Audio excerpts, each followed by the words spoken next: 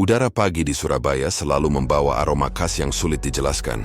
Campuran antara udara lembab dari laut yang tak begitu jauh, bau aspal panas yang perlahan mengering setelah hujan dini hari, dan wangi makanan dari warung-warung kecil yang mulai membuka lapaknya. Di sepanjang jalan raya Dukuh Kupang, suara mesin motor bersautan dengan teriakan pedagang sayur, menciptakan simfoni keseharian kota yang sibuk sejak fajar. Arga menarik napas panjang sambil memandangi deretan kendaraan yang sudah memadati jalan. Bahkan sebelum matahari benar-benar naik, ia duduk di atas motornya, bersandar sejenak pada pagar besi pinggir trotoar, menatap layar ponsel yang menampilkan notifikasi pesanan ojek online. Wajahnya yang kecoklatan karena matahari tampak tenang, meski matanya menunjukkan sedikit kelelahan di usianya yang menginjak 32 tahun. Hidup baginya sudah bukan tentang mencari kesenangan, melainkan tentang bertahan. Ia mengenakan jaket hijau lusuh dengan logo aplikator yang warnanya mulai pudar. Helm di kepalanya sedikit tergores, dan motornya, meski masih setia menemaninya, sudah sering batuk-batuk saat menyalakan mesin pagi hari. Tapi bagi Arga, semua itu cukup, setidaknya cukup untuk mengantar Naya, putri kecilnya yang baru duduk di kelas 2 SD, tetap bisa makan dan berangkat sekolah dengan sepatu baru setiap awal tahun. Rina, istrinya, selalu menyiapkan sarapan sederhana, nasi goreng dengan irisan telur dadar atau kadang hanya tempe goreng dan sambal bawang. Pagi itu pun sama.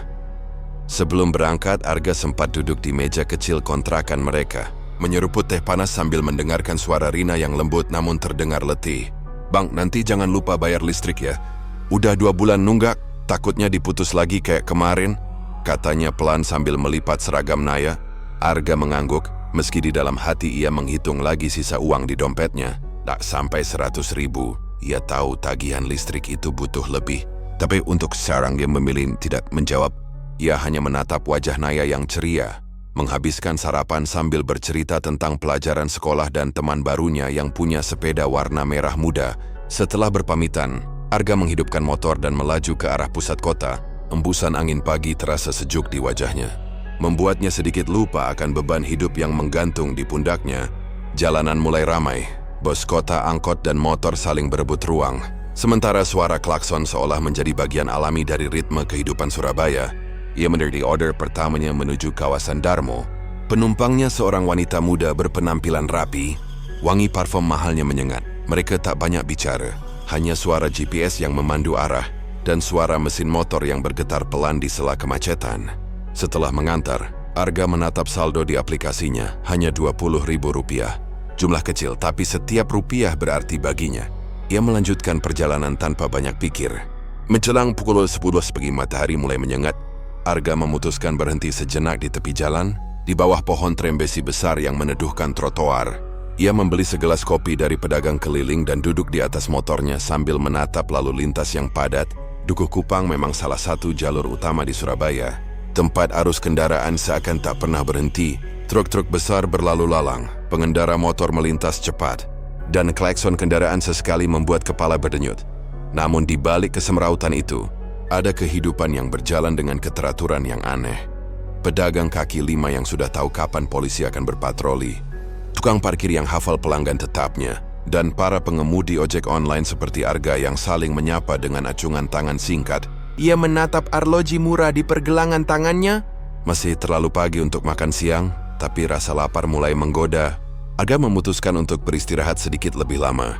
Ia menyesap kopi panasnya, menikmati sesaat ketenangan yang langka di tengah hiruk-pikuk kota.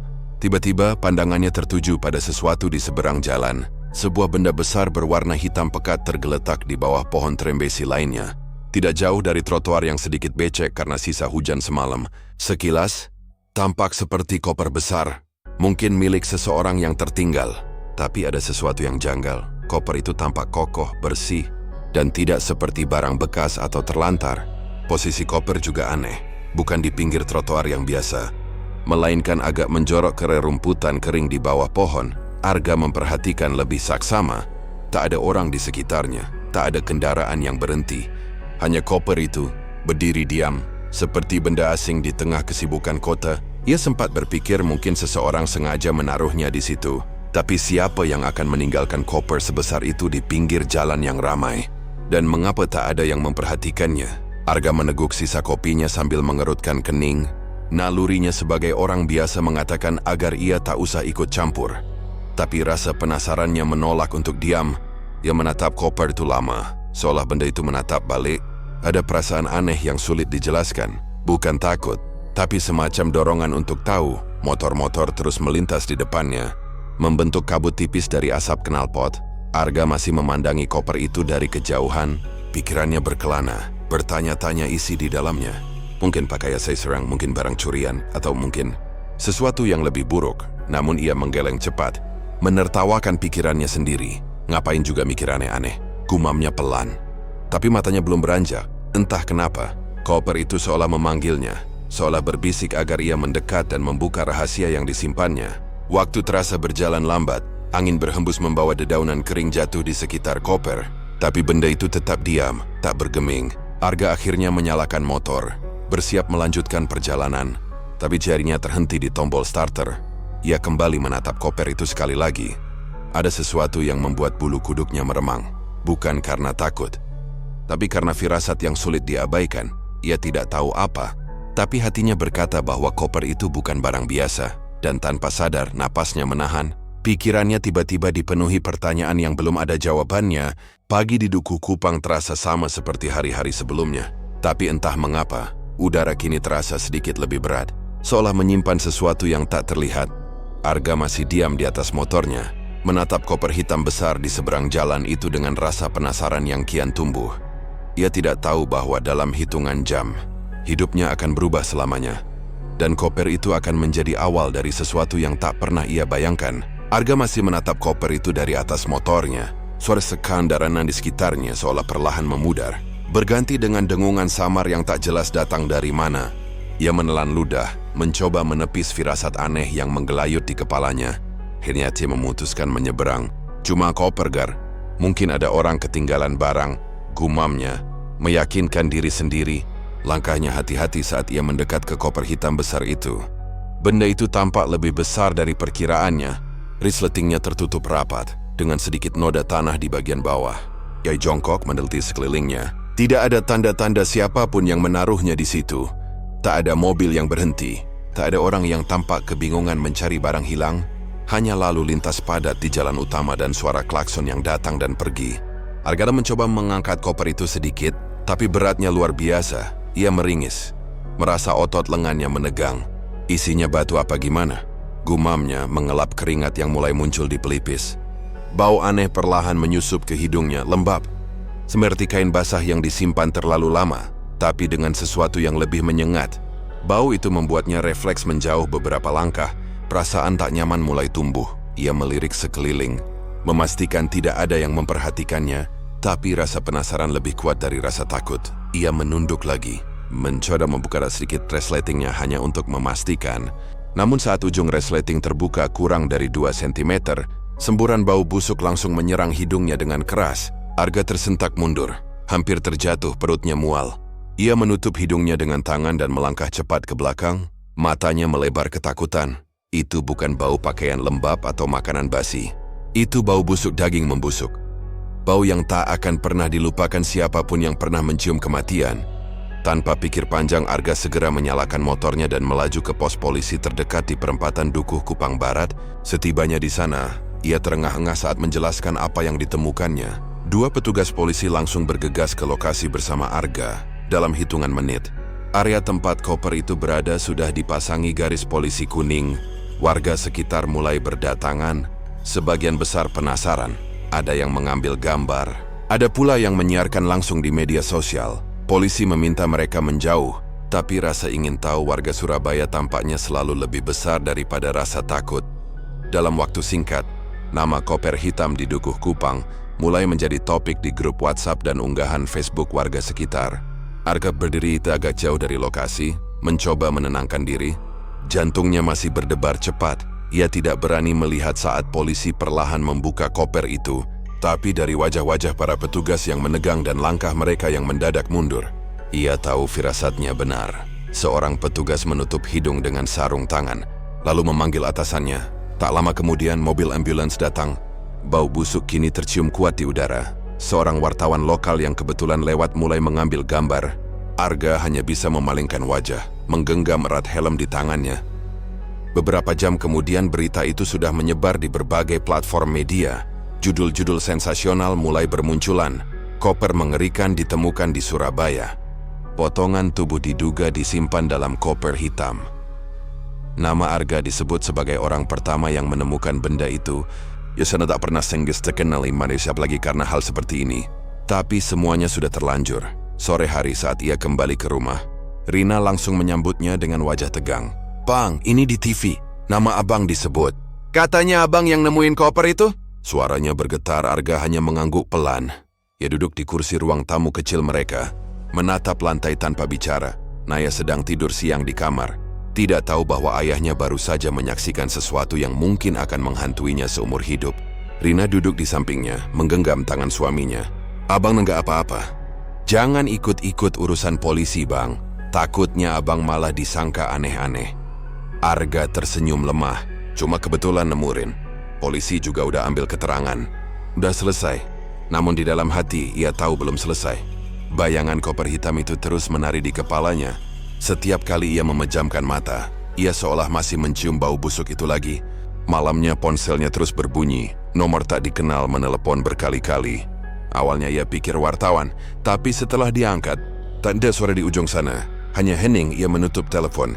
Mengapa tak memikirkannya. Tapi beberapa menit kemudian, pesan WhatsApp masuk dari nomor asing tanpa foto profil. "Kau seharusnya tidak membukanya." Arga terpaku. Ia menatap layar ponsel itu lama. Jemarinya bergetar. Ia mengetik balasan singkat. "Siapa ini?" Namun tak ada jawaban. Voice over terbatas there. Nomor itu menghilang. Seperti telah dihapus malam itu. Ia nyaris tak bisa tidur. Setiap suara kecil dari luar rumah membuatnya terbangun. Angin yang berhembus dari jendela membawa aroma lembab yang mengingatkannya pada bau dari koper itu. Rina tidur memunggunginya. Sementara Arga hanya bisa memandangi langit-langit kamar. Dadanya sesak. Keesokan paginya ketika ia membuka pintu rumah, ia melihat dua wartawan berdiri di depan gang, menunggu. Mereka memintanya untuk wawancara singkat. Arga menolak dengan sopan, lalu segera pergi bekerja. Tapi kemanapun ia pergi, orang-orang menatapnya dengan rasa ingin tahu. Seakan-akan ia bagian dari misteri itu.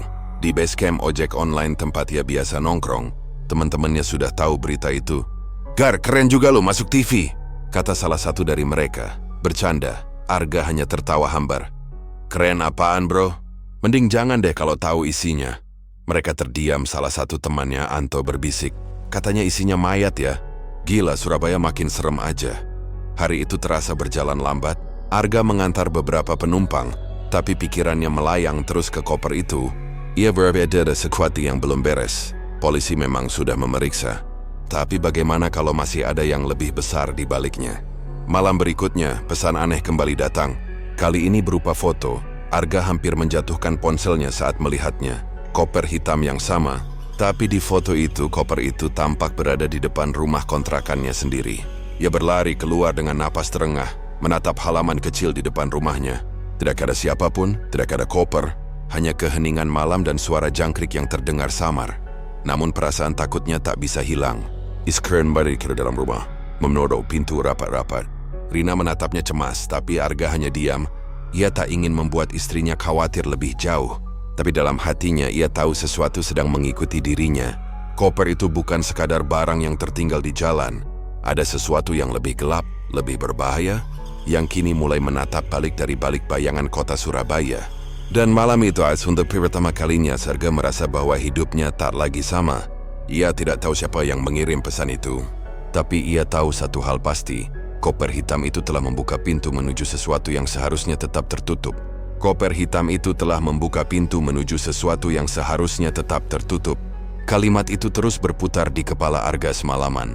Ia bahkan tidak yakin lagi apakah yang dialaminya nyata atau hanya hasil dari rasa takut yang berlebihan. Tapi setiap kali ia mencoba memejamkan mata, gambar koper di depan rumahnya muncul kembali. Nyata, jelas dan menyesakkan. Keesokan paginya, ketukan keras di pintu rumah membangunkannya dari lamunan. Rina yang sedang menyiapkan sarapan menatap Arga dengan wajah tegang. "Abang manggil polisi ya?" bisiknya. Arga menggeleng lalu membuka pintu. Dua orang pria berseragam berdiri di luar, salah satunya mengenakan rompi bertuliskan Reskrim. "Selamat pagi, Bapak Arga." Tanya salah satu dari mereka, suaranya tenang tapi tegas. Iya betul Pak, ada apa? Kami dari Polsek Dukuh Kupang. Kami ingin menanyakan beberapa hal terkait penemuan koper kemarin. Ada waktu sebentar? Arga mempersilakan mereka masuk. Rina menyiapkan teh, meski tangannya gemetar. Salah satu polisi, bernama Ibtu Randy, membuka buku catatannya. Kami sudah memastikan isi koper itu Pak Arga. Hasil autopsi awal menunjukkan bahwa isinya memang potongan tubuh manusia, laki-laki dewasa. Namun identitasnya belum bisa dipastikan. Kami sedang menelusuri sidik jari dan DNA. Arga menelan ludah. Ia menunduk. Kedua tangannya saling menggenggam erat di atas lutut. Saya cuma nemu koper itu, Pak. Saya tidak ada tahu siapa yang naro. Kami paham, Pak. Tapi kami juga perlu tahu. Apakah sebelumnya Bapak melihat seseorang mencurigakan di sekitar lokasi? Mungkin kendaraan yang berhenti? Arga menggeleng pelan. Ia mencoba mengingat. Tapi pagi itu terlalu biasa. Tak ada mobil mencurigakan. Tak ada orang yang berlari terburu-buru. Hanya koper itu yang tiba-tiba ada di sana. Sebelum pergi, polisi sempat berpesan agar Arga tetap waspada dan tidak menanggapi pesan atau telepon aneh. Kasus ini cukup sensitif. Kami tidak tahu apakah pelaku memantau siapapun yang terlibat, kata Ibtu Randy sambil menatapnya tajam.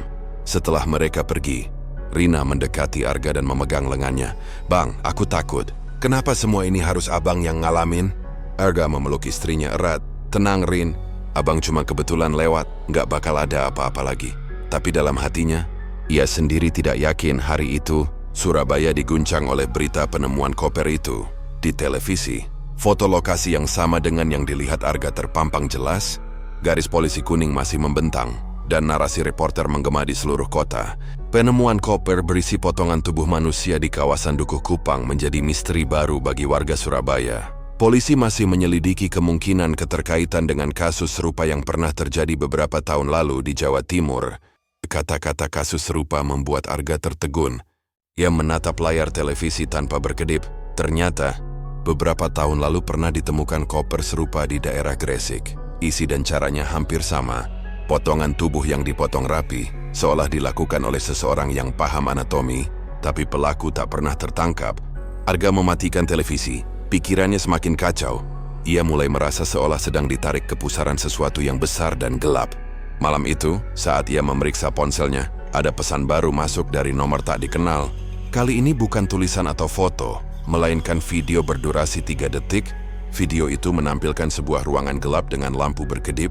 Di tengah ruangan ada koper hitam yang sama, dan suara seseorang berbisik pelan di latar belakang. Koper berikutnya akan ditemukan. Lebih dekat, Arga langsung mematikan ponselnya. Dadanya berdegup kencang. Ia mencoba meyakinkan diri bahwa mungkin itu hanya ulah orang iseng. Tapi besoknya, berita di televisi mengonfirmasi ketakutannya. Sebuah koper lagi ditemukan, kali ini di pesisir Gresik. Tepat seperti pesan video itu, polisi mengonfirmasi bahwa koper tersebut berisi potongan tubuh yang berbeda dari yang ditemukan di Dukuh Kupang. Keduanya milik satu orang yang sama. Arga merasa lututnya lemas saat mendengar berita itu. Ia duduk di kursi dapur, tangan dingin sementara Rina memandanginya dengan cemas. Aku rasa ini bukan kebetulan, katanya pelan. Kayak ada yang sengaja, Rina memotong. Jangan ngomong aneh-aneh bang, udah cukup. Kita lapor polisi aja kalau ada apa-apa, Arga mengangguk. Tapi pikirannya terus berputar. Jika benar pelaku tahu ia menemukan koper pertama, berarti seseorang sedang mengawasinya. Hari-hari berikutnya terasa panjang dan menegangkan. Arga tetap bekerja. Tapi tiap kali ada notifikasi di ponselnya, jantungnya berdegup lebih cepat. Ia mulai memperhatikan bayangan kendaraan yang mengikutinya di kaca spion, menatap setiap orang yang terlalu lama memandanginya. Suatu sore setelah mengantar penumpang ke daerah Darmo, ia melihat seseorang berdiri di ujung gang, seorang pria berjaket hitam dan masker gelap. Pria itu menatapnya lama, lalu berbalik pergi tanpa sepatah kata. Arga berusaha mengejar, tapi pria itu menghilang di antara lalu lintas. Malam harinya, Arga mendapat telepon dari nomor tak dikenal. Kali ini bukan hening. Suara serak di seberang berkata pelan, nyaris seperti bisikan. Kau seharusnya diam saja. Sekarang semua mata tertuju padamu. Lalu sambungan terputus. Arga memegang ponselnya erat. Keringat dingin mengucur di pelipis. Ia menatap layar yang kini gelap. Tapi perasaan itu, perasaan diawasi tidak hilang. Keesokan paginya 2 polisi kembali datang ke rumahnya. Mereka membawa foto-foto hasil identifikasi sementara dari koper pertama. Salah satu foto menunjukkan potongan kain dengan logo kecil yang sebagian terbakar. Di logo itu tertulis nama sebuah hotel di daerah pesisir Gresik. "Bapak pernah lihat logo ini sebelumnya?" tanya Ibtu Randy. Arga menggeleng, tapi pikirannya berputar cepat. Ia pernah melewati hotel itu dulu, saat masih bekerja sebagai kurir di perusahaan ekspedisi. Ia ingat tempat itu karena dulu sempat menjadi titik pengantaran barang-barang misterius yang tidak pernah dijelaskan isinya. Setelah polisi pergi, Arga menatap foto logo itu lagi. Ada sesuatu yang tidak beres. Ia merasakan dorongan kuat untuk mencari tahu lebih jauh. Mungkin, pikirnya, kalau ia tahu siapa korban sebenarnya, ia bisa memahami kenapa koper itu muncul di depannya. Malam itu saat semua tertidur, Arga duduk di ruang tamu dengan laptop tuanya. Ia mulai mencari informasi tentang hotel tersebut. Namun saat ia mengetik nama hotel itu di mesin pencarian, koneksi internetnya tiba-tiba terputus. Ia mencoba ulang, tapi layar hanya menampilkan pesan error. Tapi situ untuk laptop. Ada jendela pesan muncul secara otomatis. Tulisan di layar membuat darahnya membeku. Berhenti mencari. "Kami tahu di mana kamu." Arga menatap layar itu lama, tak berani bergerak. Di luar, suara angin malam menggoyangkan genting rumah kontrakannya. Ia menutup laptop pelan, lalu memandang ke jendela yang memantulkan wajahnya sendiri, pucat, tegang dan penuh ketakutan sejak kali itu.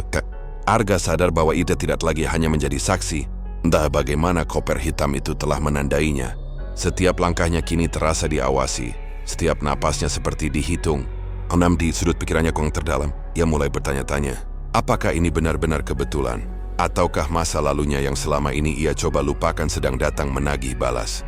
Kopi di gelas sudah dingin. Ia menatap permukaannya yang tenang, seolah berharap ada jawaban di sana. Tapi yang ada hanyalah bayangannya sendiri. Wajah seorang pria yang kelelahan dan ketakutan.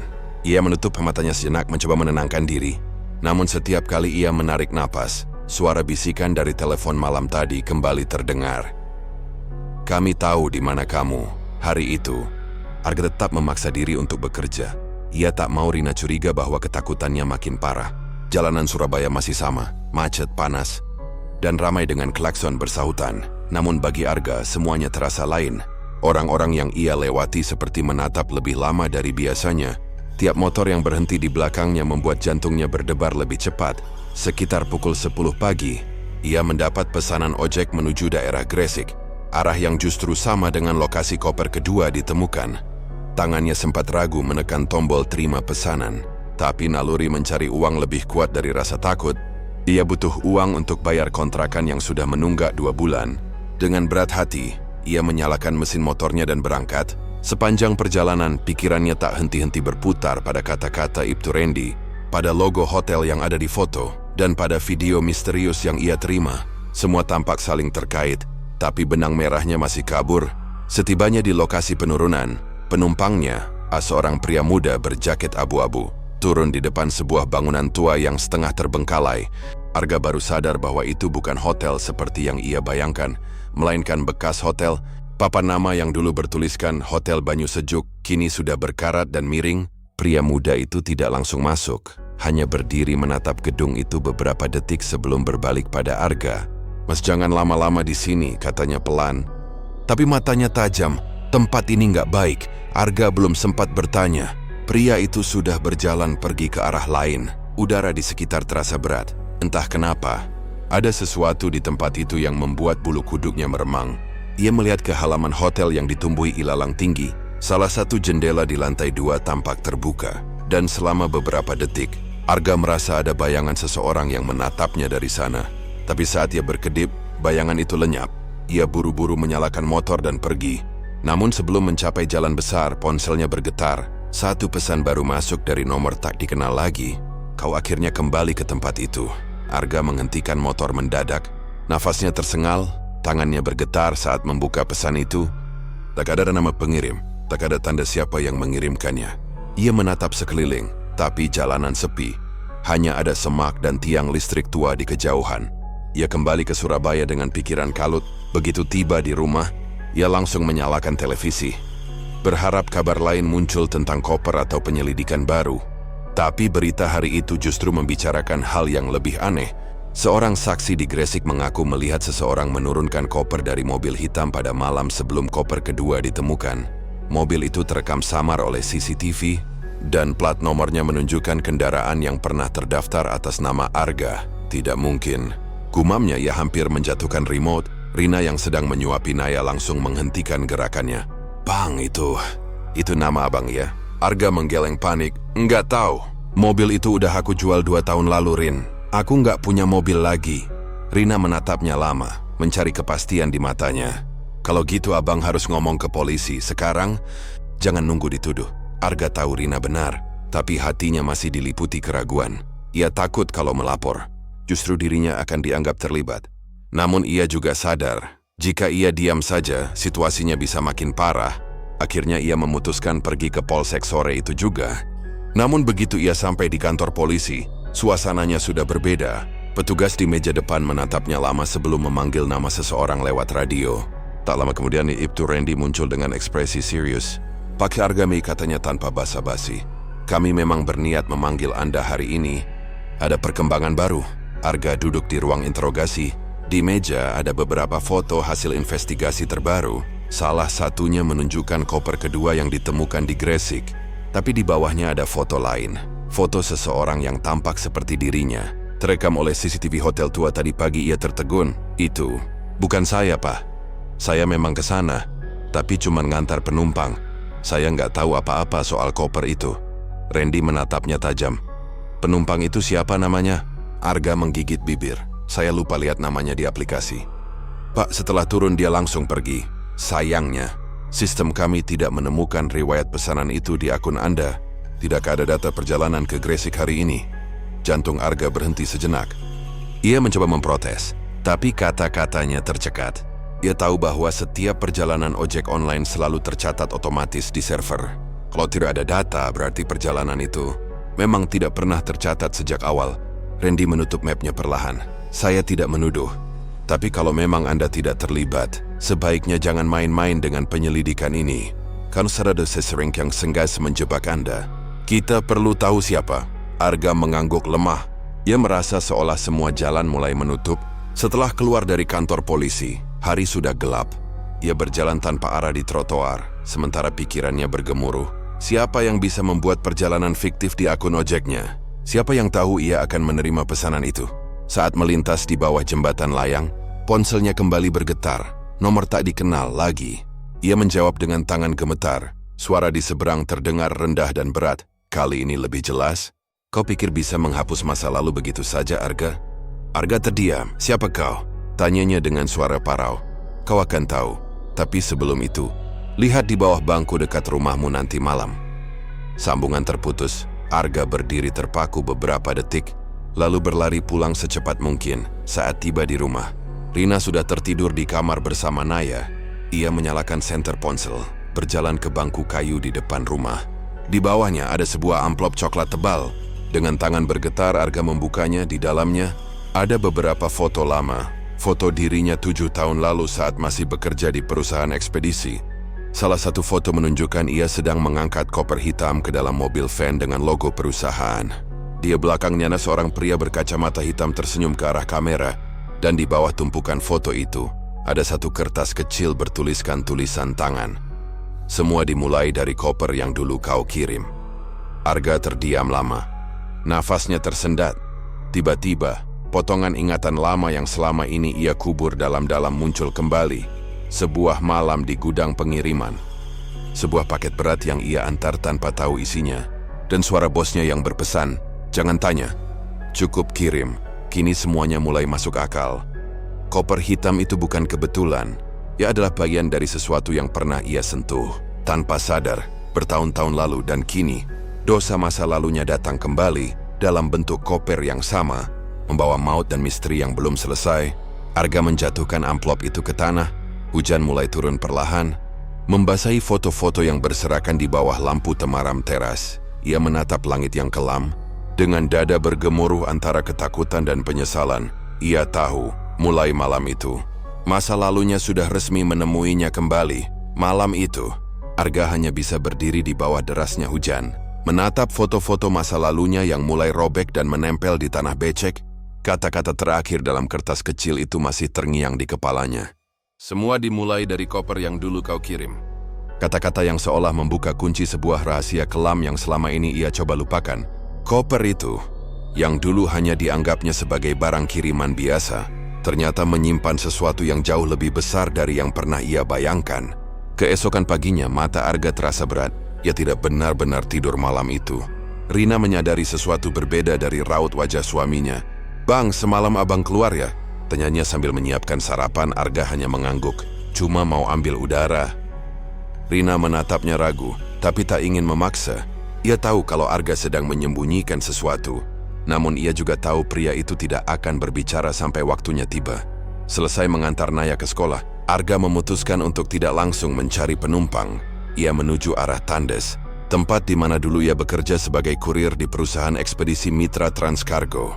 7 tahun lalu, ia tahu, jika ingin memahami apa yang sedang terjadi, ia harus mulai dari sana, dari tempat di mana koper itu pertama kali masuk ke dalam hidupnya.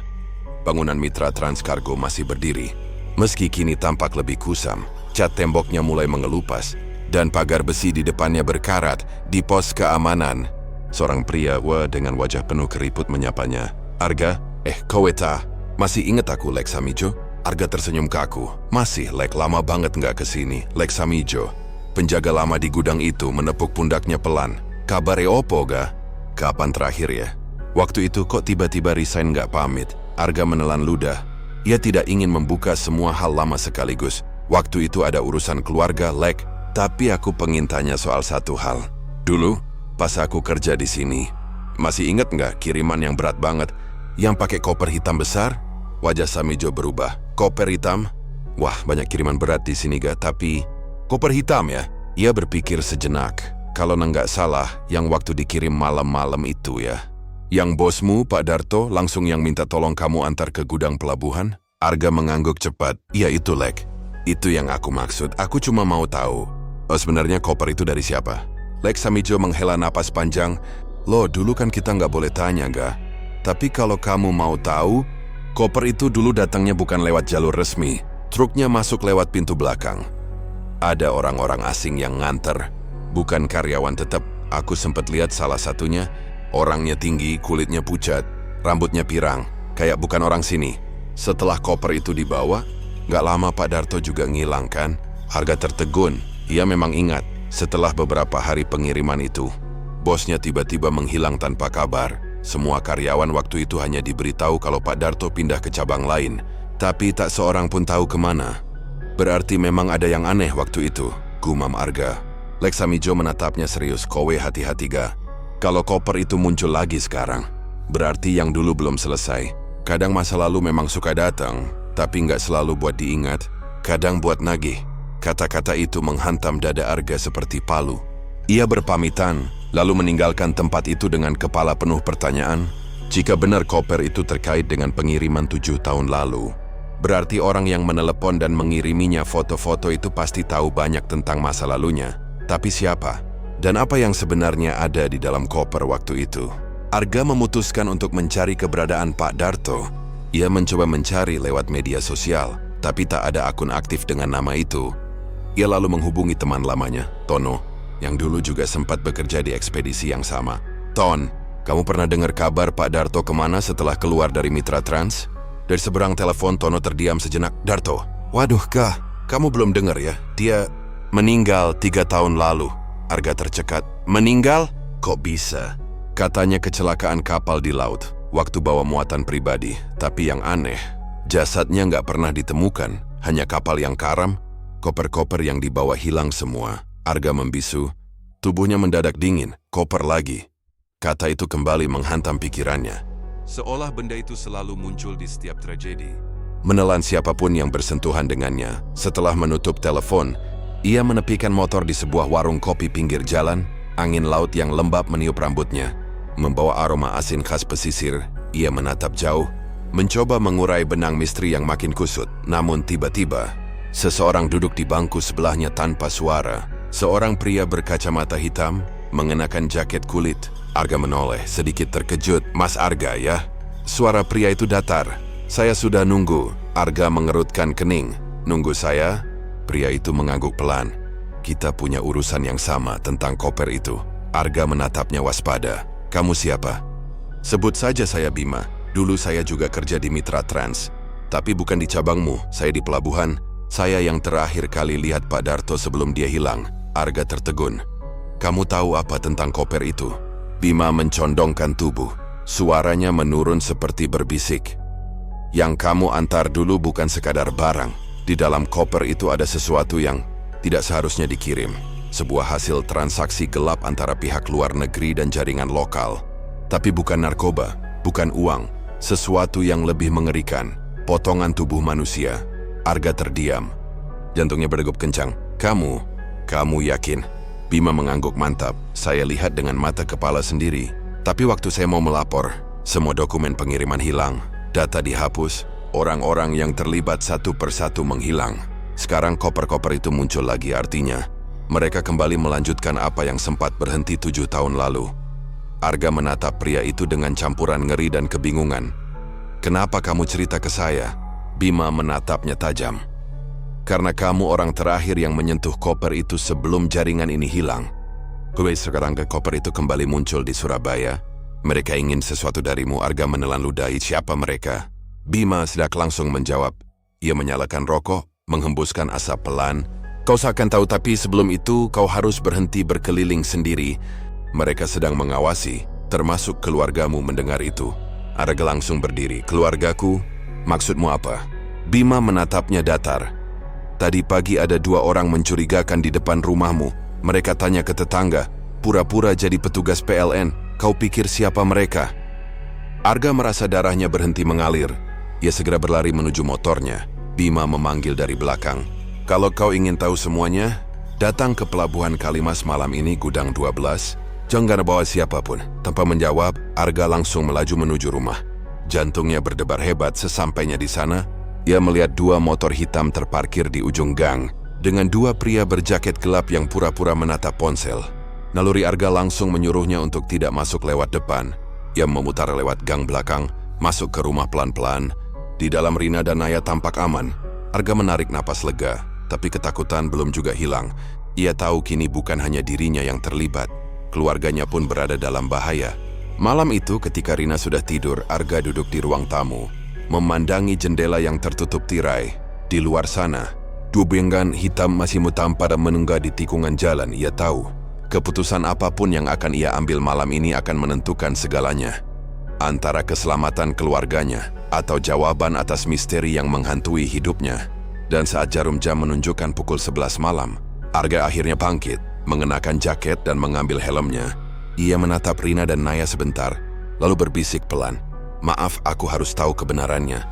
Rin, ia pun melangkah keluar, menembus kegelapan malam Surabaya yang sunyi, menuju Pelabuhan Kalimas, menuju gudang nomor 12. Tempat di mana masa lalunya menunggu untuk diungkap, dan mungkin tempat di mana hidupnya akan berubah untuk kedua kalinya. Malam itu, angin laut berhembus tajam, membawa aroma asin dan karat dari besi tua di sekitar Pelabuhan Kalimas. Langit Surabaya berwarna kelabu pekat, tanpa bintang sedikit pun, seolah langit pun tahu bahwa malam ini akan menyimpan sesuatu yang tidak biasa. Arga melaju perlahan di atas motornya, menembus jalanan pelabuhan yang mulai sepi. Hanya lampu jalan redup dan deru ombak yang terdengar di kejauhan. Setiap meter yang ia tempuh terasa semakin berat di pikirannya. Hanya ada 1 kalimat yang terus bergema. Maaf, aku harus tahu kebenarannya. Rin, ia tahu ia meninggalkan rumah tanpa penjelasan. Tapi ia juga tahu bahwa jika tidak melakukan ini sekarang, mungkin semuanya akan terlambat. Bima menunggunya di gudang nomor 12, tempat yang mungkin menyimpan semua jawaban. Sekaligus awal dari bahaya yang belum pernah ia bayangkan. Begitu memasuki area pelabuhan lama, suasana berubah drastis. Lampu-lampu di beberapa titik padam, dan sebagian jalanan ditutup dengan barikade besi berkarat. Arga berhenti di dekat papan besar bertuliskan area terbatas dilarang masuk. Ia menatap sekeliling, memastikan tidak ada yang mengikutinya. Angin malam membuat suara rantai pelabuhan berderik, seperti suara besi yang merintih. Gudang nomor 12 terletak di ujung pelabuhan. Bangunannya besar, berdinding seng tua yang sudah berlumut, pintu besinya separuh terbuka. Seperti menunggu seseorang masuk. Dari dalam, samar-samar terlihat cahaya lampu neon berkedip. Arga mematikan motornya, menuntun pelan ke dekat pintu Bima. Panggilnya lirih, tidak ada jawaban. Hanya suara ombak memukul dermaga dan desiran angin menembus celah-celah atap. Ia mendorong pintu besi itu perlahan, suara decitnya menggema panjang di dalam ruang kosong. Di dalam gudang, suasananya lembab dan berdebu, tumpukan peti kayu berserakan. Sebagian terbuka memperlihatkan karung-karung lusuh dan peralatan pelabuhan yang sudah usang. Lampu neon di langit-langit berkelip tak teratur, membuat bayangan di sekitar Arga bergerak seperti sesuatu yang hidup. Ia berjalan perlahan memanggil lagi, "Bima, ini aku, Arga." Meski tak ada jawaban, ia melangkah lebih dalam, menyalakan senter dari ponselnya, dan di ujung ruangan, tepat di bawah lampu yang berkedip paling keras, ia melihat sesuatu, sebuah koper hitam besar. Identik dengan koper yang dulu ia temukan di Dukuh Kupang. Darahnya terasa berhenti mengalir, ia mendekat perlahan, menatap koper itu dari jarak beberapa langkah. "Tidak mungkin," bisiknya. "Kenapa bisa ada di sini?" Bima tidak langsung menjawab, ia menatap koper itu dengan ekspresi takut sekaligus benci. Mereka sudah mulai lagi. Pengiriman baru datang 3 hari lalu. Koper itu salah satunya. Sama Arga mendekat setengah langkah. "Mereka? Siapa mereka?" Bima menatapnya lama, lalu mengeluarkan selembar foto dari saku jaketnya. Di foto itu, terlihat 4 orang berdiri di depan kapal kecil. Salah satunya Arga kenal dengan baik, Pak Darto. "Dia masih hidup," kata Bima pelan. "Dan sekarang dia bukan cuma pengatur pengiriman. Dia pemimpin kelompok yang menggunakan koper-koper itu untuk bisnis gelap. Dan koper yang kau temukan kemarin, itu bagian dari pengiriman baru mereka yang bocor." Arga nyaris tak bisa bernapas. "Jadi semua ini jebakan?" Bima mengangguk. "Ya, mereka butuh seseorang untuk jadi umpan. Dan mereka pilih kau, karena kau pernah terlibat tanpa sadar. Dengan begitu, kalau polisi mulai mencurigai sesuatu, semua tuduhan akan mengarah ke dirimu." Suara detak jantung Arga berdegup keras di telinganya. Ia ingin berteriak, tapi suaranya tertahan. "Kenapa kamu tahu semua ini?" Bima menatapnya, matanya tajam seperti orang yang menyimpan rahasia besar. "Karena aku dulu juga bagian dari mereka." Ruangan tiba-tiba terasa mencekam. Arga melangkah mundur setengah langkah. Matanya menatap Bima dengan waspada. "Maksudmu?" Bima menarik napas panjang. "Aku dulu disuruh mengawasi setiap pengiriman. Tapi waktu aku tahu isi koper pertama, aku kabur. Sejak itu aku dikejar. Mereka pikir aku mati di laut bersama Darto. Tapi aku berhasil selamat. Sekarang mereka ingin menyelesaikan apa yang dulu belum sempat, menutup semua saksi hidup." Arga menggeleng tak percaya. "Lalu kenapa kau suruh aku ke sini? Kau tahu ini berbahaya." "Aku nggak punya pilihan," jawab Bima dengan suara serak. "Aku butuh bukti kalau Darto benar-benar hidup. Dekoperin Nisad tahunya cara." Tiba-tiba, suara keras terdengar dari luar gudang. Seperti deru mobil mendekat dengan cepat. Cahaya lampu sorot menembus celah pintu. Bima langsung menarik Arga bersembunyi di balik tumpukan peti. "Mereka datang lebih cepat dari yang kukira," bisik Bima sambil meraih pistol kecil dari dalam jaketnya. Arga menahan napas. Pintu gudang terbuka dengan hentakan keras. 3 pria bersenjata masuk, mengenakan pakaian gelap dan masker. Mereka berbicara dengan bahasa asing yang tidak dimengerti Arga, tapi intonasinya jelas menunjukkan mereka sedang mencari seseorang. Bima memberi isyarat dengan jari untuk tetap diam, namun saat salah satu pria mendekat ke arah koper, kakinya tanpa sengaja menyentuh pecahan kaca di lantai. Suara kecil itu cukup membuat para pria bersenjata menoleh. "Lari!" teriak Bima, tembakan meletus. Suaranya menggema keras di dalam gudang. Arga berlari sekuat tenaga, bersembunyi di balik kontainer. Sementara Bima membalas tembakan, 1 pria tumbang, tapi 2 lainnya terus maju.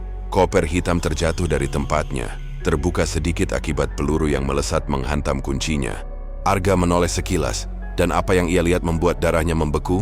Di dalam koper, bukan pakaian atau uang, melainkan kantong plastik hitam berisi sesuatu yang menyerupai potongan tubuh manusia. Berlumur darah kering, ia hampir muntah. Suara tembakan kedua terdengar, dan kali ini tubuh Bima terpental. Peluru bersarang di bahunya. Arga berlari menghampirinya, mencoba menarik tubuhnya menjauh. "Pergi, Arga!" seru Bima. Wajahnya memerah menahan sakit. "Ambil koper itu, bawa keluar." "Itu bukti." Arga ragu. Tapi kau..." "Pergi!" teriak Bima mendorongnya kuat-kuat dengan napas terengah. Arga menyeret koper itu dan berlari keluar lewat pintu samping gudang. Suara tembakan terus terdengar di belakangnya. Ia tetap berani menoleh, hanya berlari secepat yang ia bisa. Di luar, hujan mulai turun lagi, deras dan dingin. Arga menuruni dermaga yang licin, membawa koper hitam itu sambil bersembunyi di antara tumpukan kontainer. Dari kejauhan, suara sirene polisi mulai terdengar. Mungkin ada yang melapor setelah mendengar tembakan. Ia bersembunyi di balik peti besar, menahan napas. Tangan dan bajunya kini penuh darah. Entah darah siapa.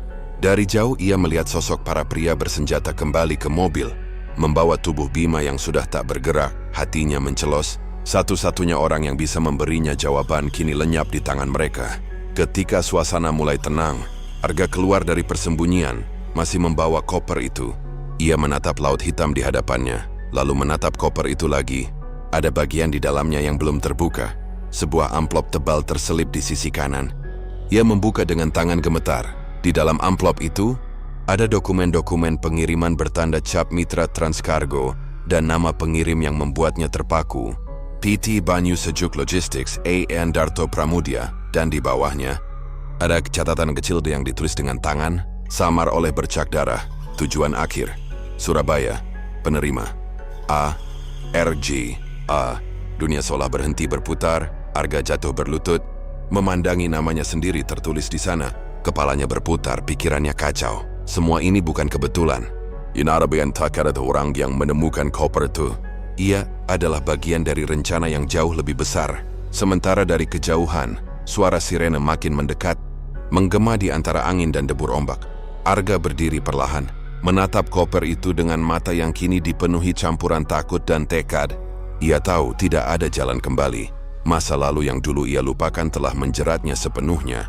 Dan malam itu di bawah hujan dan suara laut, Arga berjanji dalam hati, ia akan mengungkap semuanya. Bahkan jika harus kehilangan segalanya, masa lalu yang dulu ia lupakan telah menjeratnya sepenuhnya.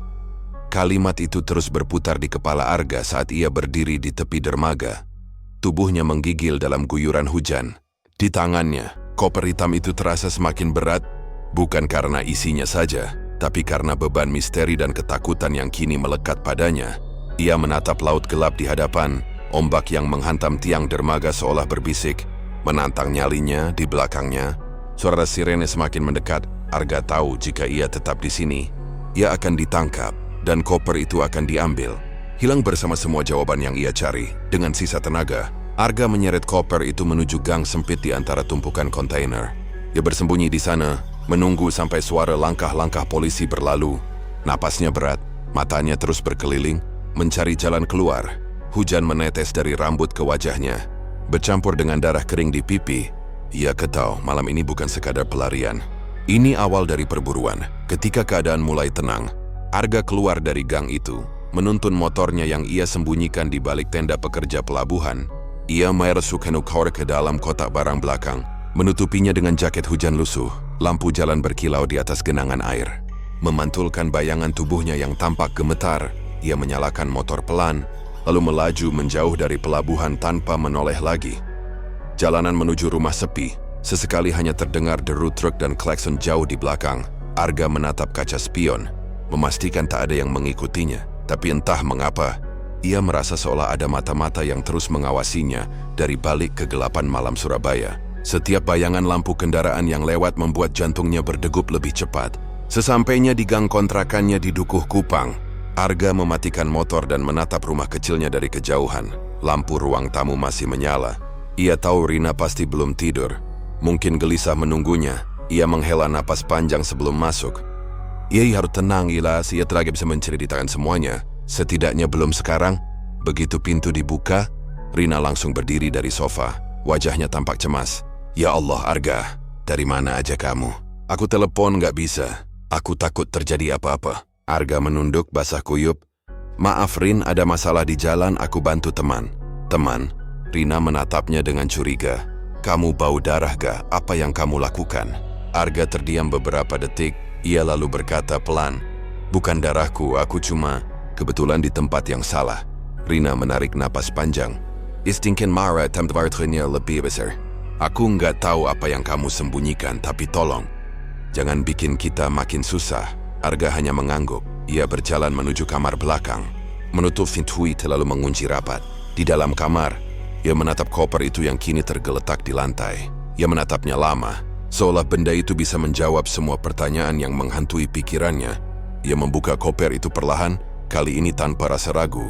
Bau busuk menyengat kembali menyeruak, tapi kali ini Arga tidak menutup hidungnya. Ia harus tahu semuanya. Di bawah potongan tubuh yang sudah mulai membusuk, ia menemukan amplop lain, berisi dokumen dan beberapa foto. Foto pertama menunjukkan seseorang sedang berdiri di depan sebuah gudang. Gudang yang sama seperti yang ia datangi malam ini. Di belakang orang itu, terpampang tulisan samar Banyu Sejuk Logistics. Arga membalik foto itu.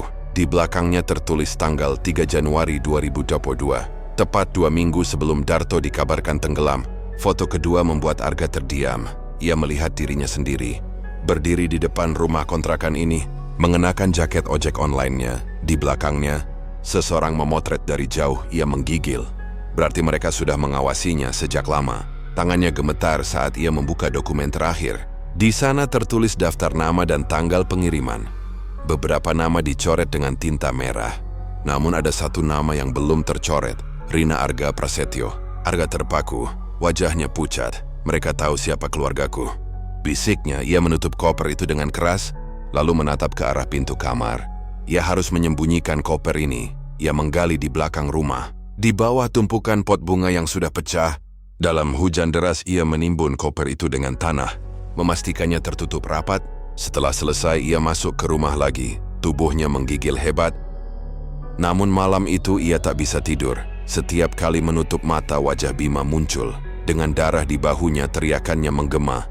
Bawa koper itu keluar. Itu bukti.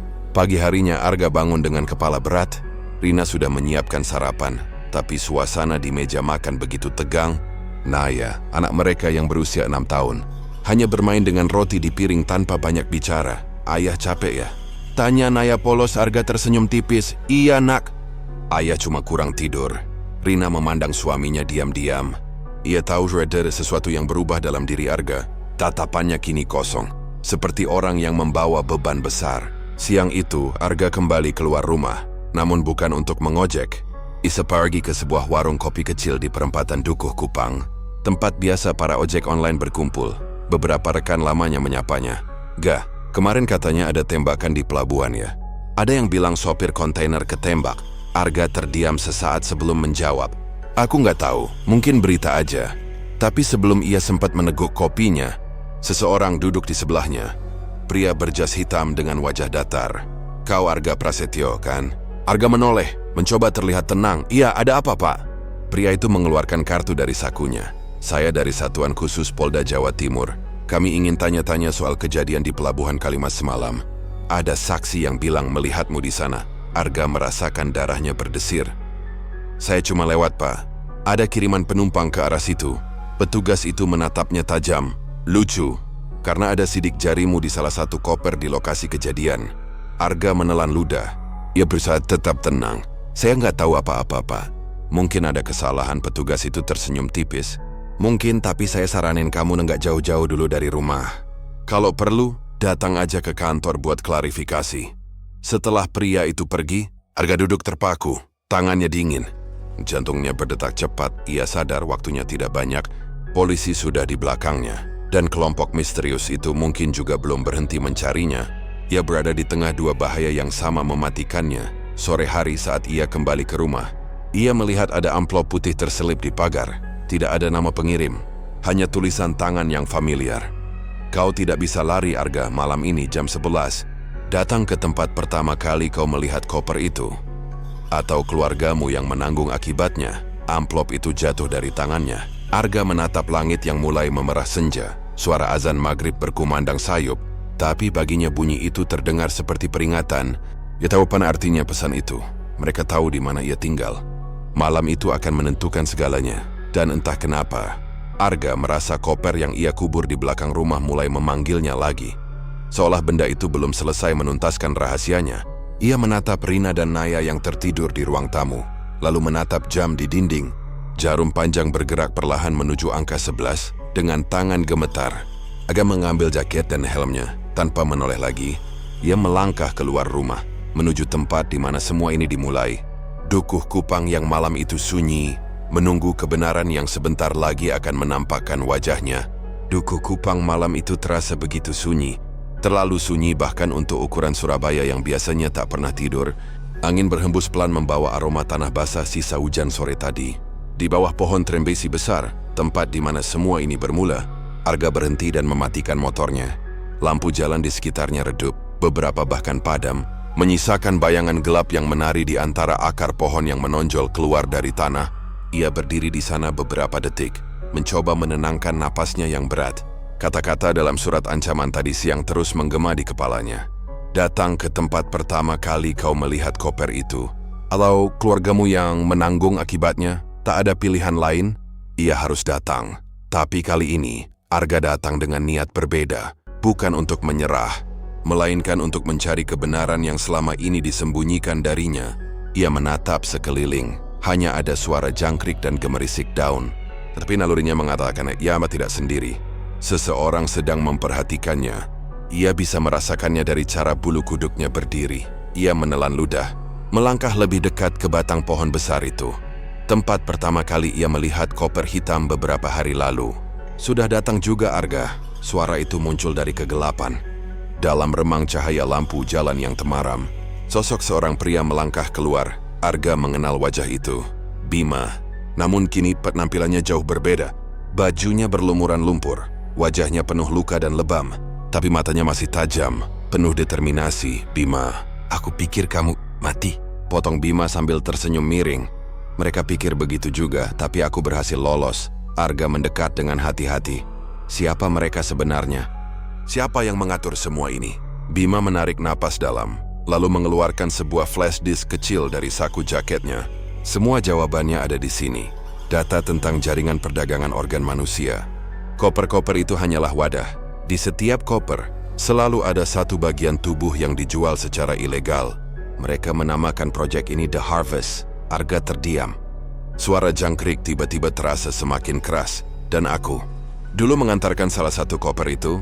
Tanyanya pelan. Bima mengangguk. Kau mungkin tidak tahu, tapi kiriman yang kau antar 7 tahun lalu adalah koper pertama yang berisi organ dari seorang korban penculikan.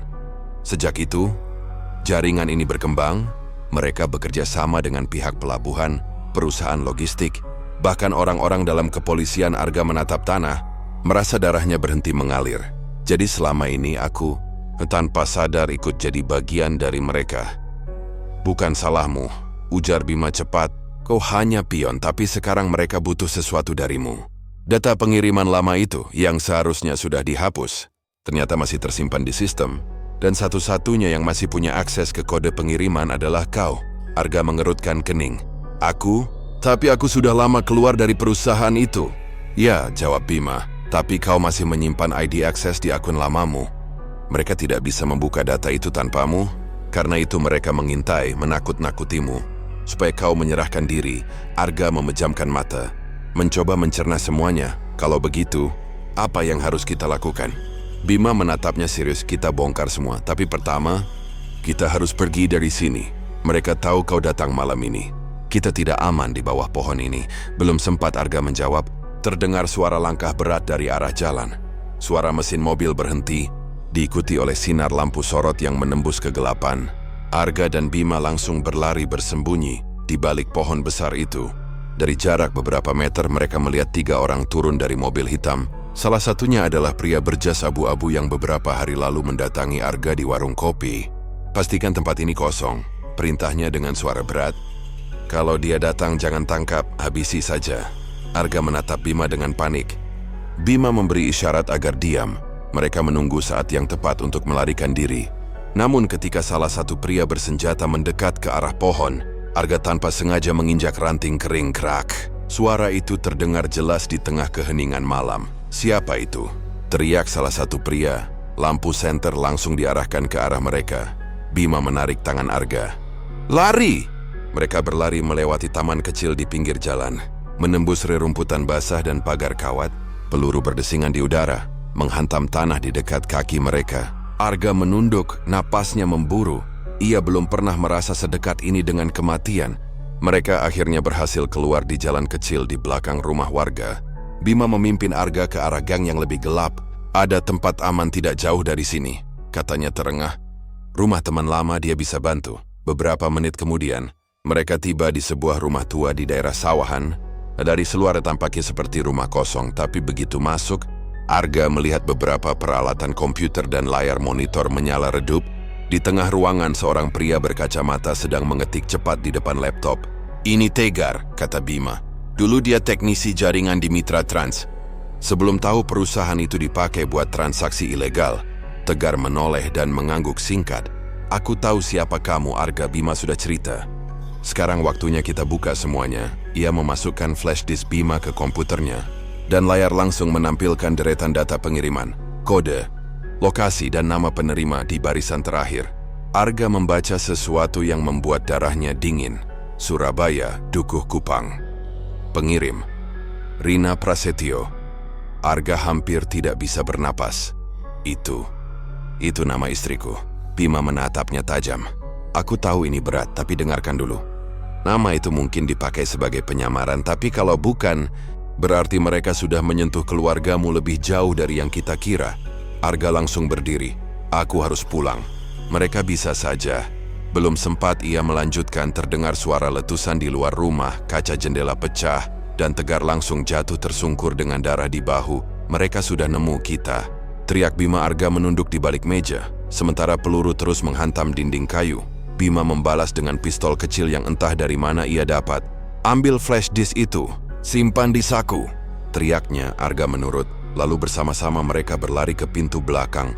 Mereka berhasil keluar ke gang sempit dan terus berlari tanpa arah. Di belakang mereka, suara siren dan tembakan semakin jauh. Napas Arga nyaris habis, tapi ia tak berani berhenti. Ketika mereka akhirnya berhenti di tepi rel kereta yang sepi, Bima menatap Arga lekat-lekat. "Dengar gak? Sekarang cuma ada dua pilihan. Sembunyikan data itu dan lindungi keluargamu, atau bantu aku buka semuanya dan tanggung risikonya." Arga terdiam lama. Angin malam meniup rambutnya, membawa suara jauh dari klakson kereta yang melintas. Dalam dirinya, dua hal bertarung. Rasa takut kehilangan keluarga dan dorongan untuk menuntaskan semuanya. "Aku nggak bisa lari lagi," akhirnya ia berkata lirih. "Mereka sudah datang terlalu jauh. Kalau aku diem, mereka bakal terus membunuh orang. Aku akan bantu." Bima mengangguk perlahan. "Baik, tapi kalau begitu, mulai malam ini, hidupmu ini bukan milikmu lagi. Kita harus hilang dari radar mereka. Sementara lupakan rumahmu, lupakan keluargamu untuk sementara waktu." Arga menatap ke arah langit malam Surabaya yang kelam. "Ia tahu Bima benar, ia tahu. Untuk melindungi Rina dan Naya, ia harus menjauh dari mereka. Tapi di lubuk hatinya, ada ketakutan yang jauh lebih besar. Bagaimana jika mereka sudah lebih dulu menemukan rumahnya?" Bima menepuk bahunya. "Kita ke stasiun Wonokromo. Ada seseorang di sana yang bisa bantu kita keluar dari kota ini." Arga hanya mengangguk lemah. Ia mengikuti langkah Bima menembus gelap, meninggalkan Dukuh Kupang yang kini terasa asing. Seolah menatap mereka pergi dengan diam. Diam yang menyimpan terlalu banyak rahasia. Di belakang mereka, di bawah pohon trem besi tempat Arga berdiri tadi, sebuah mobil hitam berhenti. Dari dalam, pria berjas abu-abu itu keluar, menatap tanah yang becek dengan senyum tipis. Ia memungut selongsong peluru, lalu berbisik, "Permainan baru saja dimulai." Hujan masih turun deras ketika Arga memandangi jalan basah di depan rumahnya. Semua yang terjadi terasa seperti mimpi buruk yang tak berujung. Koper-koper misterius, suara di telepon yang menakutkan, hilangnya Naya. Indai Tuen Naradavai tentang masa lalu keluarganya. Namun satu hal yang kini jelas di benaknya, semuanya belum berakhir. Polisi mungkin telah menutup kasus itu dengan alasan kurangnya bukti baru. Tapi Arga tahu, koper terakhir yang disebut dalam pesan itu masih di luar sana, dan ia berniat menemukannya, apapun risikonya pagi itu. Setelah memastikan Rina dalam keadaan aman di rumah tetangga, Arga berangkat sendirian. Langit Surabaya kelabu. Tentara Malot Trasti samar-samar di udara. Tuannya besian kenyeras tembak timan. Menurut pesan anonim yang terakhir ia terima, koper terakhir akan menjelaskan segalanya. Ia tak tahu apakah pesan itu jebakan, tapi hatinya menuntun untuk menuntaskan misteri ini, sekaligus menebus rasa bersalah yang menghantui sejak awal. Perjalanan ke Kenjeran terasa panjang. Jalanan becek, kendaraan jarang melintas, dan laut tampak muram di kejauhan. Arga memarkir motornya di dekat jembatan tua yang mengarah ke tepian laut. Tempat itu sepi. Hanya ada suara ombak kecil yang memecah batu karang dan suara burung camar dari kejauhan. Ia berjalan perlahan, menelusuri tepi pantai yang berpasir hitam. Matanya awas memperhatikan sekitar. Di balik tumpukan bambu bekas dan jaring nelayan yang rusak, ia melihatnya, koper hitam besar. Mirip dengan yang pertama ia temukan di Dukuh Kupang. Hatinya berdegup kencang. Langkahnya terhenti beberapa meter di depan koper itu. Entah kenapa, udara di sekitar terasa berat. Seperti ada sesuatu yang mengawasi. Ia menelan ludah, lalu mendekat perlahan. Koper itu basah oleh air laut, tali pengamannya berkarat, dan sebagian lapisan kulitnya terkelupas. Namun ada sesuatu yang berbeda. Sebuah label lusuh menempel di sisi samping koper itu. Tulisan di atasnya samar, namun Arga masih bisa membacanya. Untuk Arga, ia mundur setapak. Napasnya tercekat untuknya. Siapa yang mengirim? Bagaimana koper itu bisa tahu namanya? Rasa takut bercampur penasaran memaksa tangannya gemetar saat ia membuka resleting yang telah berkarat. Suara logam itu terdengar menyeramkan di tengah suara ombak. Begitu koper terbuka, bau busuk yang menyengat langsung menyeruak, membuat Arga tersentak dan menutup hidungnya dengan lengan. Tapi bukan tubuh manusia yang ia temukan kali ini. Di dalam koper tergeletak beberapa benda, tumpukan foto, potongan kain seragam polisi, dan sebuah map coklat bertuliskan, kasus 2018 tidak selesai. Di bawahnya, ada sebuah flash disk kecil yang terbungkus plastik bening. Arga memandangi semuanya dengan campuran bingung dan cemas. Bertahan, Taiter mengambil map itu tes membuka isinya. Ada beberapa laporan penyelidikan lama tentang kasus pembunuhan berantai di Surabaya pada tahun 2018. Korban-korbannya, beberapa di antaranya adalah warga biasa. Tapi yang mengejutkan, nama ayahnya, Herman Prasetyo, tercantum sebagai tersangka yang menghilang. Arga terpaku. Dunia seakan berhenti berputar.